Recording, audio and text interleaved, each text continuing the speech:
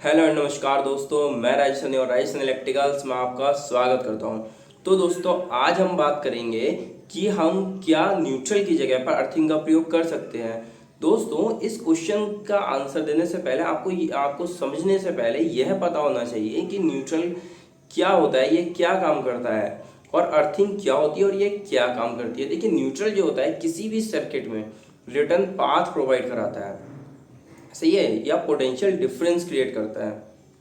मान लीजिए आपकी कोई सिंगल फेज की मोटर है, उसमें आप फेज वायर पर फेज कनेक्ट करते हैं और न्यूट्रल वायर पर आप न्यूट्रल कनेक्ट करते हैं। वहीं पर फेज जो है वो 230 वोल्टेज हो सकता है और न्यूट्रल 0 वोल्टेज पर होगा, क्योंकि न्यूट्रल का वोल्टेज 0 होता है। तो उन दोनों के बीच में क्या है, पोटेंशियल डिफरेंस क्रिएट हो जाएगा।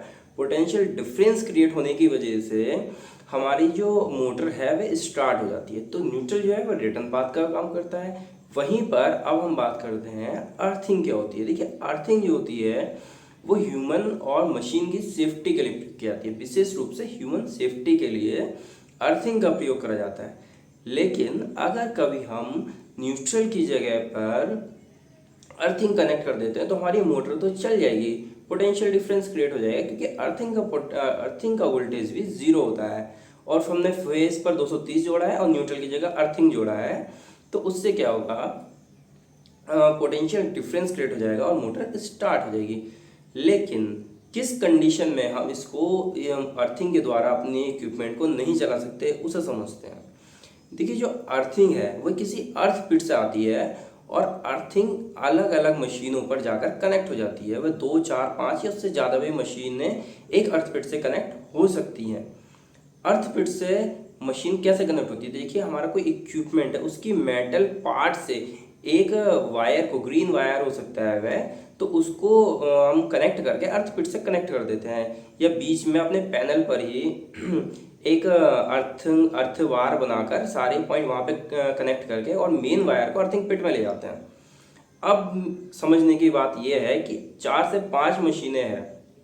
मान लीजिए कभी किसी एक मशीन को हमने क्या फेज दिया, वह न्यूट्रल वायर पर हमने क्या अर्थिंग कनेक्ट की, उस अर्थ वायर से होते हुए अर्थिंग में गया, लेकिन अर्थिंग पीछे से वीक हो गई है या फिर ब्रेक हो गई है, तो क्या होगा, फेज वायर अर्थ पर तो पहुंच नहीं पाया, तो वह उसके साथ कनेक्ट, अर्थिंग के साथ जो अन्य मशीनें कनेक्ट है, वो फेज वायर उन मशीन्स की बॉडी पर चले जाएगा। क्लियर है ना। अर्थिंग पे तो गया नहीं, क्योंकि वायर ब्रेक है या वीक है, तो उन मशीन्स पर चला गया। उन मशीन, और अर्थिंग कहाँ से कनेक्ट होती है, हमारे इक्विपमेंट के मेटल पार्ट्स है, मतलब उसकी बॉडी से कनेक्ट होती है। तो मतलब जो करंट है उनकी उन मशीन्स की बॉडी पर आ जाएगा। अगर कोई व्यक्ति उस बॉडी को कनेक्ट करता है, अपने इक्विपमेंट को टच करता है, तो उसको इलेक्ट्रिक शॉक लग सकता है, जो कि बहुत ही ज़्यादा रिस्की है। इसीलिए हम बोलते हैं कि हमें कभी भी अर्थिंग का प्रयोग एज न्यूट्रल के जगह पर नहीं करना चाहिए। तो सेफ्टी पॉइंट ऑफ व्यू से यह बिल्कुल गलत है, हमें अर्थिंग न्यूट्रल की जगह पर प्रयोग नहीं करनी चाहिए।